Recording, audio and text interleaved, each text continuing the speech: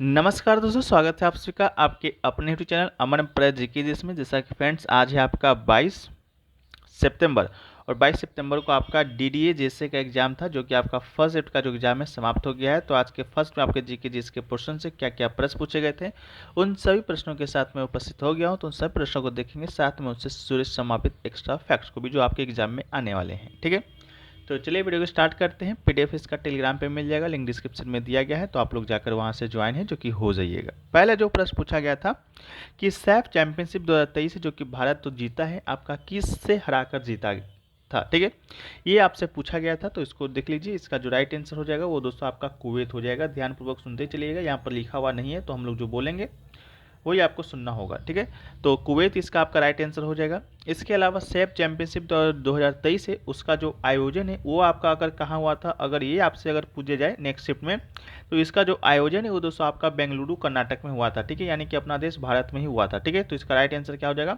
बेंगलुरु। ठीक है, इसके अलावा अगर आपसे पूछे जाए कि ये केमा खिताब था 2023 का, तो ये दोस्तों आपका इस बार का 9वां खिताब था। इस बात को भी याद रखिएगा, 9वां। ठीक है, ये जो सैफ चैंपियनशिप है दोस्तों आपका किस खेल से संबंधित है, अगर ये आपसे पूछे जाए तो ये दोस्तों आपका किस खेल से हो जाएगा, फुटबॉल से संबंधित आपका इसका राइट आंसर हो जाएगा। सैफ का जो फुल फॉर्म ही होता है वो दोस्तों आपका क्या होता है, दक्षिण एशियाई फुटबॉल महासंघ। ठीक है, इसको भी याद रखिएगा, दक्षिण एशियाई फुटबॉल महासंघ। ठीक है, इसका क्या होता है, फुल फॉर्म होता है। ये भी आपसे पूछा जा सकता है, दक्षिण एशियाई फुटबॉल महासंघ, फुटबॉल फेडरेशन। ठीक है, चलिए इसके अलावा बात कर लेते हैं हम लोग, और इसका जो गठन है आपका कब हुआ था सैफ का, तो इसका गठन आपका हुआ था 1997 में।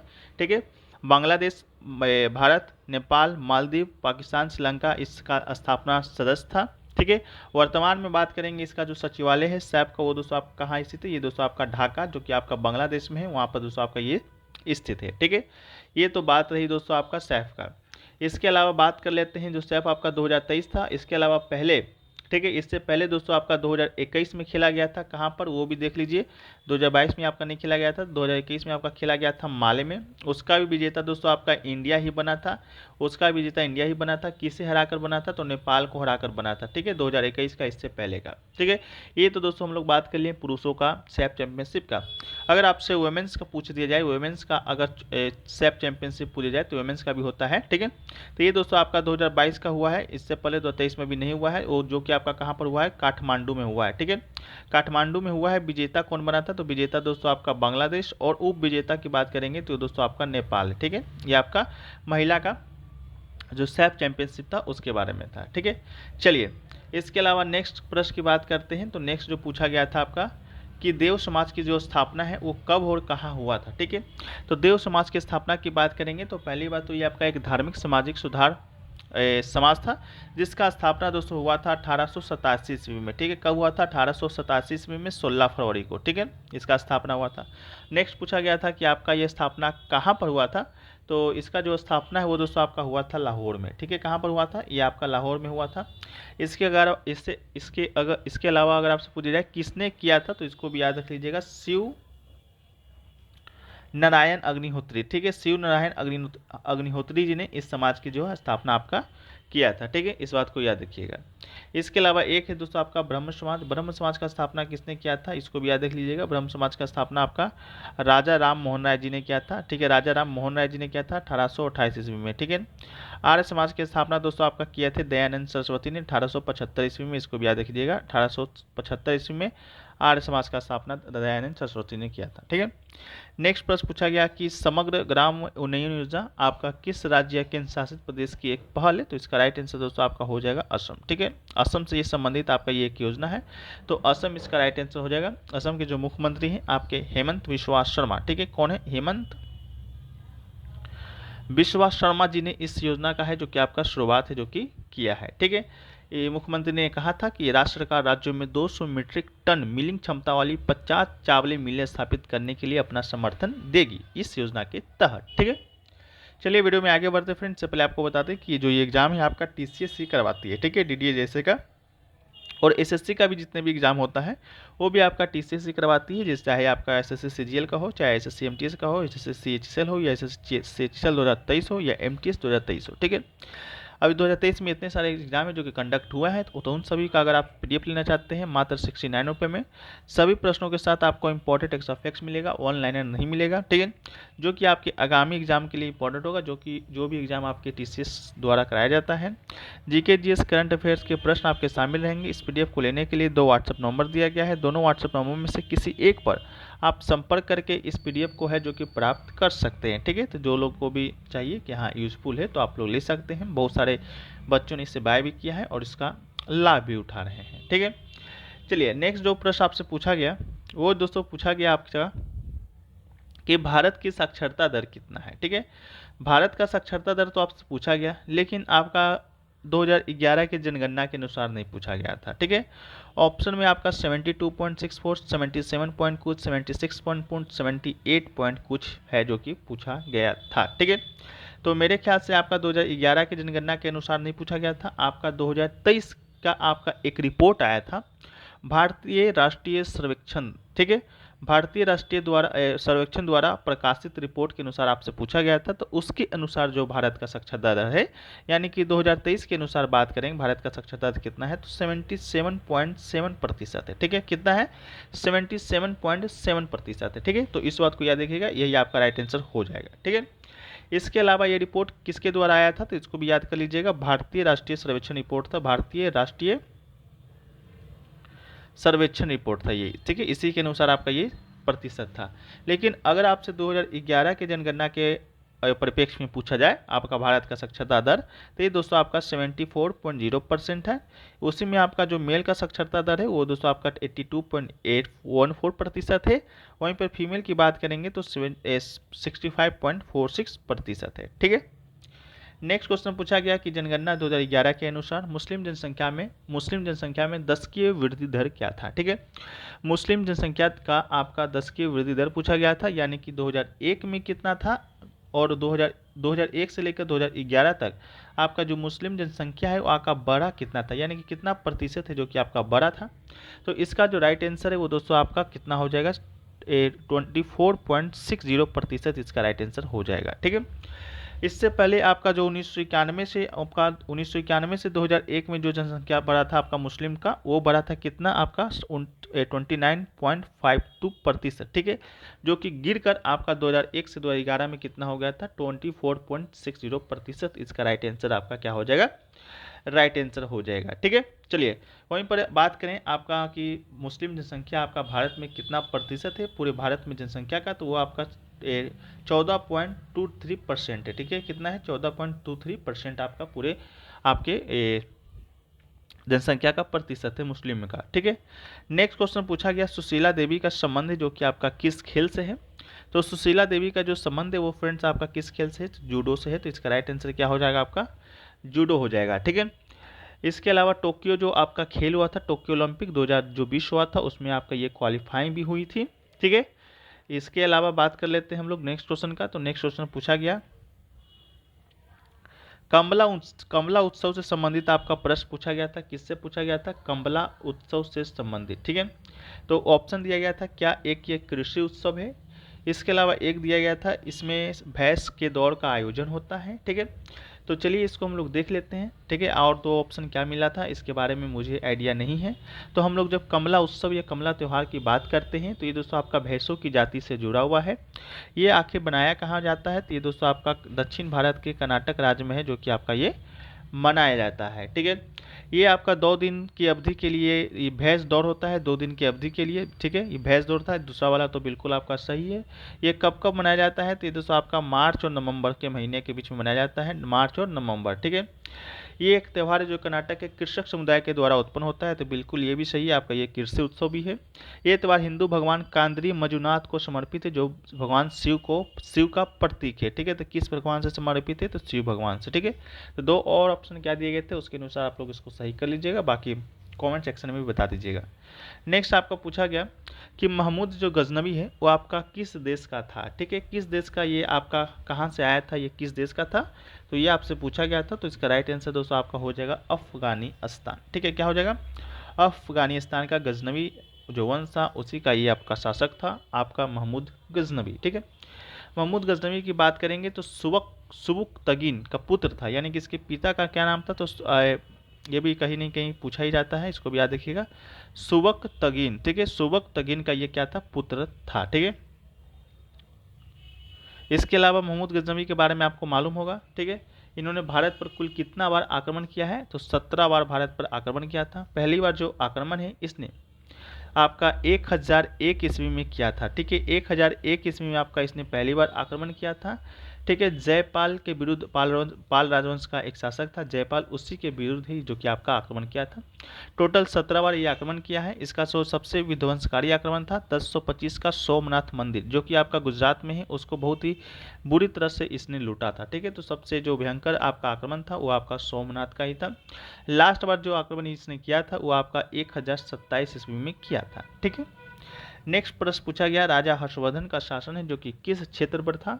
तो राजा हर्षवर्धन की बात करेंगे तो फ्रेंड पहले बात तो ये किस वंश से संबंधित है, तो ये दोस्तों आपका पुष्यभूति वंश से आपका ये संबंधित था। ठीक है, किस वंश से संबंधित था, तो पुष्यभूति वंश से आपका ये संबंधित था।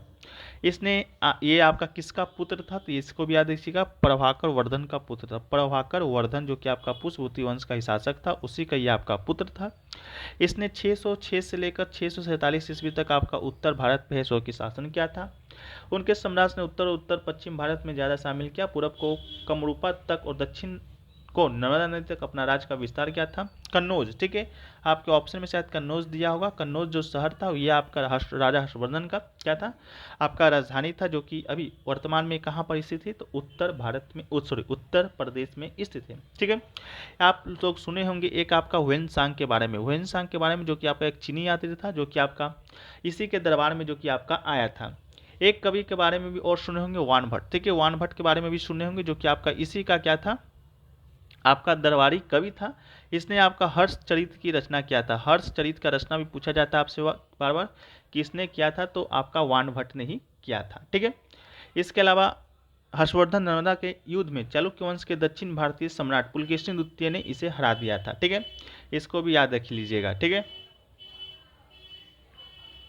चलिए नेक्स्ट क्वेश्चन आपका है कि निम्नलिखित में से एक इंडो आर्यन भाषा क्या है। ठीक है, तो इंडो आर्यन भाषा के बारे में पूछा गया था। ऑप्शन वोडो दिया गया था, डोगरी दिया गया था, और क्या दिया गया था, इसके बारे में मुझे आइडिया नहीं है। ठीक है, तो इंडो आर्यन की बात करेंगे तो ये देश का सबसे व्यापक क्षेत्रों को शामिल करता है। ये इसकी आबादी सबसे अधिक अनुपात द्वारा बोली जाती है। विशेष रूप से ये कहाँ कहाँ बोला जाता है, तो उत्तर में बोला जाता है, पूरब में बोला जाता है, और पश्चिम में बोला जाता है। ठीक है, कहाँ कहाँ बोला जाता है, उत्तर में, इसके अलावा ये दोस्तों आपका पूरब में बोला जाता है, इसके अलावा ये आपका पश्चिम में बोला जाता है। ठीक है, ये तो आप जान गए। इसके अलावा इस परिवार की जो मूल भाषा है क्या है, संस्कृत है। ठीक है, इस परिवार की जो मूल भाषा क्या है, आपका संस्कृत है। और इसकी प्रमुख बोली जाने वाली भाषाओं में कौन कौन सी भाषाएं आती हैं, तो एक आपका हिंदी आता है। हिंदी के अलावा दोस्तों आपका क्या आता है, बंगाली आता है। बंगाली के अलावा दोस्तों आपका बिहारी आता है। ठीक है, बिहारी के अलावा दोस्तों आपका नेपाली आता है। नेपाली के अलावा दोस्तों आपका पहाड़ी बोली आता है। पहाड़ी के अलावा दोस्तों आपका गुजराती आता है। गुजराती के अलावा आपका भीली आता है। भीली के अलावा आपका राजस्थानी आता है। राजस्थानी के अलावा दोस्तों कोंकणी आता है। कोंकणी के अलावा दोस्तों आपका मराठी आता है। ठीक है, ये जो सभी भाषा हैं जो कि आपके डिस्प्ले के ऊपर शो हो रहा है, ये सभी दोस्तों आपका क्या है, तो एक आपका इंडो आर्यन भाषा है। ठीक है, तो इसका राइट आंसर आपका हो जाएगा। ठीक है, इसके अलावा एक दोस्तों आपका द्रविड़ आता है। द्रविड़ भाषा भी आप लोग को मालूम होगा, जो कि आपके दक्षिण में बोला जाता है। ठीक है, यहाँ पर ये आपका दक्षिण, तो यहाँ पर दोस्तों आपका कौन सा भाषा बोला जाता है, द्रविड़ भाषा बोला जाता है। इसमें कौन कौन सा भाषा आता है इसको भी जान लीजिएगा। ये आपका एक आता है मलयालम, एक आपका आता है तमिल, इसके अलावा एक आता है कन्नड़, कन्नड़ के बाद टोडा, तेलुगु, बदागा, ये सभी जो भाषा है वो दोस्तों आपका क्या आता है, दक्षिण भारत में बोली जाने वाली भाषा है, जो कि द्रविड़ भाषा के अंतर्गत आता है। नेक्स्ट आपका आया था तेलुगु भाषा से संबंधित आपके कथन आए थे कि ये भाषा द्रविड़ भाषा से संबंधित है। तो हम लोगों ने पढ़ा जो तेलुगु है आपका द्रविड़ भाषा से ही संबंधित है, तो ये बिल्कुल आपका राइट आंसर है। क्या पूछा गया था, क्या ये 1994 में शास्त्रीय भाषा बन गया था, तो बिल्कुल नहीं, 1994 में ये आपका शास्त्रीय भाषा नहीं बना था। ये आपका 2008 में शास्त्रीय भाषा बना था, इस बात को याद रखिएगा। ठीक है, इसके अलावा तेलुगु भाषा की बात करेंगे तो ये दोस्तों आपका कहाँ पर बोला जाता है, तो आपका आंध्र प्रदेश और तेलंगाना दोनों राज्यों की क्या है, आधिकारिक भाषा है। किसकी, आंध्र प्रदेश और तेलंगाना की क्या है, आधिकारिक भाषा है। इसके अलावा हर 29 अगस्त को हम लोग क्या बनाते हैं, तो हर 29 अगस्त को हम लोग तेलुगु भाषा दिवस के तौर पर ही मनाते हैं। 2011 की जनगणना के अनुसार आपका 81 मिलियन लोग, ठीक है, 81 मिलियन लोग कौन सी भाषा बोलते हैं, तो ये दोस्तों आपके तेलुगु भाषा बोलते थे, ठीक है, इस बात को याद रखिएगा। शास्त्रीय भाषा की बात करेंगे तो वर्तमान में 6 शास्त्रीय भाषाएं हैं, आप लोग को मालूम होगा, जो कि बार बार आपके एग्जाम में आ ही रहे हैं, तो इसको भी देख लीजिए। पहला शास्त्रीय भाषा दोस्तों आपका तमिल था, जो कि 2004 में इसे शास्त्रीय भाषा दिया गया था। इसके अलावा दूसरा दोस्तों आपका कौन था, तो संस्कृत था, जो कि आपका 2005 में इस भाषा को शास्त्रीय भाषा का दर्जा दिया गया। इसके अलावा कन्नड़ और तेलुगु को यानी कि ये 2 भाषा को 2008 में शास्त्रीय भाषा का दर्जा दिया गया। इसके अलावा मलयालम की बात करेंगे, मलयालम का तो 2013 में इस भाषा को शास्त्रीय भाषा का दर्जा दिया गया। और अगला है दोस्तों उड़िया, जो कि सबसे नया भाषा था उड़िया, ठीक है, यह आपका 2014 में इस भाषा को शास्त्रीय भाषा का दर्जा प्रदान किया गया था। नेक्स्ट है कि पृथ्वी के घूमने के दौरान कौन सा बल बनता है जो कि हवाओं के प्रवाह को प्रभावित करता है, ठीक है, तो इसका राइट आंसर दोस्तों आपका ऑप्शन दिया गया था क्रेटोरी, केंद्र त्यागी, केंद्र की ओर जाने वाला। एक ऑप्शन था कोरियोलोसिस बल, ठीक है, कोरियोलिस बल था, ये ही आपका इसका राइट आंसर था, ठीक है, कोरियोलिस बल, ठीक है। हवाओं और धारों की दिशा का बदलना, घूर्णन गति के प्रभाव से कोरियोलिस बल की उत्पत्ति होती है, जिसके कारण उत्तरी गोलार्ध में पवनें अपनी दाईं ओर तथा दक्षिण गोलार्ध में अपनी बाईं ओर है जो कि मुड़ जाती है। नेक्स्ट प्रश्न पूछा गया प्लांट सेल का जो वाल होता है आपका किससे बना होता है, यानी पादप कोशिका भित्ति, ठीक है, तो ये फ्रेंड्स आपका बना होता है सेल्यूलोज से, ठीक है, किससे बना होता है, तो आपका सेल्यूलोज से आपका ये बना होता है। तो इसका ये आपका राइट आंसर आपका हो जाएगा। सेल्यूलोज सेल की दीवार संरचनात्मक और यांत्रिक सहायता प्रदान करने में क्या करती है, मदद करती है, ठीक है। नेक्स्ट जो प्रश्न पूछा गया कि बंगाल जो विभाजन है आपका किस वायसराय के काल में हुआ था, तो बंगाल जो विभाजन है वो दोस्तों आपका लॉर्ड कर्जन के वायसराय काल में आपका हुआ था। राइट आंसर आपका क्या हो जाएगा, लॉर्ड कर्जन हो जाएगा। बंगाल विभाजन का जो घोषणा की बात करेंगे तो ये दोस्तों आपका 20 जुलाई 1905 को हुआ था। 20 जुलाई 1905 को आपका घोषणा हुआ था। प्रभावी कब से हुआ था, तो प्रभावी आपका 16 अक्टूबर 1905 से ये आपका क्या हुआ था, प्रभावी हुआ था, प्रभावी, ठीक है। इसके अलावा बात करेंगे बंगाल विभाजन का अर्थ आपका क्या था, यानी कि किस लिए जो ब्रिटिशर्स था वो आपका क्या था, तो फूट डालो राज करो की नीति के कारण ये आपका क्या था। इसके अलावा बंगाल विभाजन के उपरांत कौन सा आंदोलन आपका शुरू हुआ था, तो इसको भी याद रखिएगा, ये आपका स्वदेशी आंदोलन शुरू हुआ था। कौन सा आंदोलन हुआ था फ्रेंड्स, तो आपका स्वदेशी आंदोलन है जो कि शुरू हुआ था। इसके अलावा बंगाल जो विभाजन है उसको दोस्तों आपका रद्द भी किया गया था 1911 ईस्वी में। उस समय कौन वायसराय था, तो लॉर्ड हार्डिंग था। उस समय आपका बंगाल जो विभाजन है आपका रद्द भी कर दिया गया था। नेक्स्ट जो प्रश्न पूछा गया वो दोस्तों जो आपसे पूछा गया कि किस वर्ष मुगल सम्राट के द्वारा ईस्ट इंडिया कंपनी को बंगाल का नवाब बनाया गया था, तो इसका राइट आंसर दोस्तों आपका 1665 हो जाएगा, ठीक है। आप लोग को मालूम होगा 1664 में आपका पानीपत का नहीं आपका बक्सर का युद्ध हुआ था। बक्सर के युद्ध के बाद से आपका जो तीनों युद्ध के सेनाएं जो लड़ा था, अवध का नवाब, बंगाल का नवाब और मुगल सम्राट, तीनों ने हार गया था। इसके बाद जो सारा जो आपका अधिकार था बंगाल का या पूरे भारत का कहिए वो आपकी ईस्ट इंडिया कंपनी के हाथों चला गया था। इसके बाद 1765 ईस्वी से जो आपका बंगाल का जो नवाब बनाया गया था वो आपका मुगल सम्राट के द्वारा ही बनाया गया था, ठीक है। तो इसको भी आप लोग क्या कीजिएगा, याद रख लीजिएगा, शाह आलम द्वितीय को आपका क्या किया गया था, बनाया गया था, ठीक है। इसके अलावा जो और क्वेश्चन जो पूछा गया था फ्रेंड्स आपका ऊपर में जो कि छूट गया था, वो उसका आंसर मुझे मिल नहीं पाया है, तो हम लोग इसको चर्चा कर लेते हैं। बाकी आप लोग जल्द इसका आंसर बताने का प्रयास कीजिएगा। पूछा गया था घटोत्कच की माता हिडिंबा के लिए कौन सा त्यौहार है जो कि आपका मनाया जाता है, ठीक है। तो ये भी दोस्तों आपका मिला नहीं है इसका आंसर, ठीक है। तो इसके बारे में जो कुछ भी आपके एक्स्ट्रा फैक्ट्स हैं उसको हम लोग देख लेते हैं। हिंदीवा देवी मंदिर है दोस्तों एक कहाँ पर, ठीक है, हिंदीवा देवी मंदिर है जो कि दोस्तों आपका कहाँ पर स्थित है, तो ये आपका हिमाचल प्रदेश में स्थित है, तो ठीक है, अगर ये पूछा जाए तो आपका हिमाचल प्रदेश इसका राइट आंसर हो जाएगा। ये आपका एक मंदिर है, ये एक प्राचीन गुफा मंदिर है जो भारतीय महाकाव्य महाभारत के एक पात्र भीम की पत्नी हिंदीवा देवी को समर्पित है। ये जो मंदिर है हिमालय की तलहटी में डुंगरी वन विहार नामक देवदार के जंगल में घिरा हुआ है, तो इसको भी याद रखिएगा। 1553 में इसे बनाया गया था। इस मंदिर को 1553 में महाराजा बहादुर सिंह के द्वारा, ठीक है, बहादुर सिंह के द्वारा ये बनाया गया था। इसके अलावा मनाली में लोग हिंडीवा देवी के रूप में पूजा करते हैं। नवरात्रि के दौरान देश भर के सभी हिंदू देवी दुर्गा पूजा की करते हैं, ठीक है। तो अगर आपके ऑप्शन में नवरात्रि होगा तो इसका राइट आंसर आपका नवरात्रि हो जाएगा। अगर नहीं होगा तो आप लोग इसका राइट आंसर कमेंट सेक्शन में है जो कि ज़रूर बताने का प्रयास कीजिएगा, ठीक है। इसके अलावा इसमें जो ऑप्शन जो आपका शायद दिया गया था वो आपके बिहार के फेस्टिवल का दिया गया था, जिसमें से एक कजरी था। कजरी जो उत्सव है वो फ्रेंड्स आपका बनाया जाता है उत्तर प्रदेश में, ठीक है। तो चलिए, जो भी लोग जानते हैं इसका आंसर आप लोग कमेंट सेक्शन में बता दीजिएगा। तो वीडियो पसंद आया है, चलिए वीडियो को हम लोग, आपको अगर वीडियो पसंद आए तो वीडियो को लाइक कर दीजिएगा, चैनल पर नए हो चैनल को सब्सक्राइब कर दीजिएगा। जय हिंद, जय भारत।